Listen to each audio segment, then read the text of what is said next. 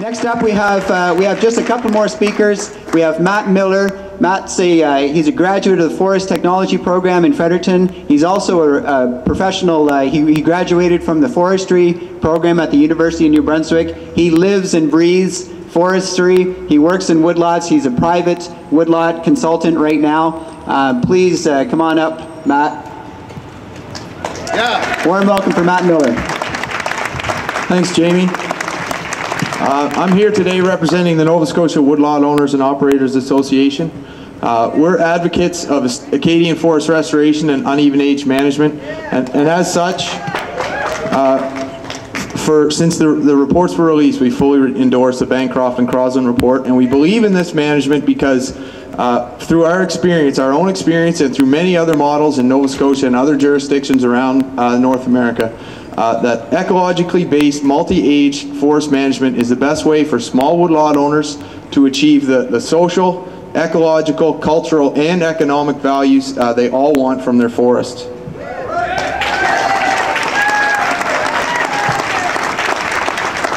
We have a very unique land tenure pattern in Nova Scotia that places about 50% of the forest in the hands of 30,000 individuals. And as I said before, many of them already wish to manage their lands as natural forests that provide them with many values, benefits, and uses. And there are tangible benefits to all Nova Scotians when they are able to do that. And policies that enable to do them should be supported by the entire province. Industrial scale biomass is a step in the wrong direction, and I'm going to tell you why.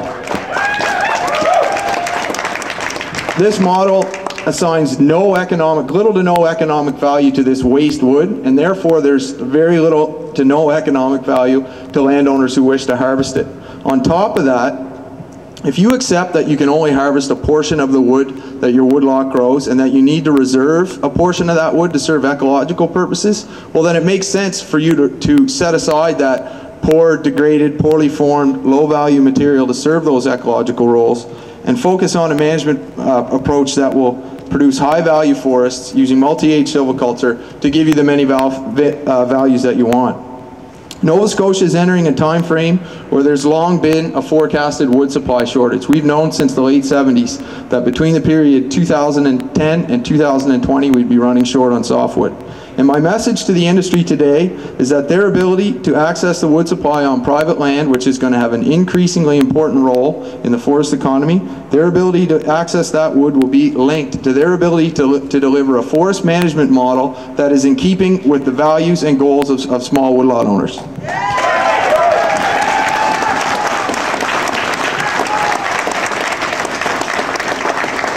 The Bancroft and Crosland report talks about a paradigm shift, and in the early 1980s, our forest policy focused on a goal of doubling the available wood supply, the available softwood wood supply, by the year 2020 by establishing intensive fiber-focused plantations. And the public input in phase one of this process has shown us that Nova Scotians want to see a shift away from a fiber-focused forest policy to a multi-age, ecologically based approach that manages our forests as natural ecosystems.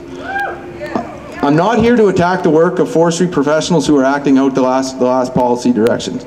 Times change, values change, and as managers, we need to recognize that our target for management has changed from a fiber-focused policy to one that is about managing our natural forests for the full suite of biodiversity and the full range of social, cultural, and economical values that they provide.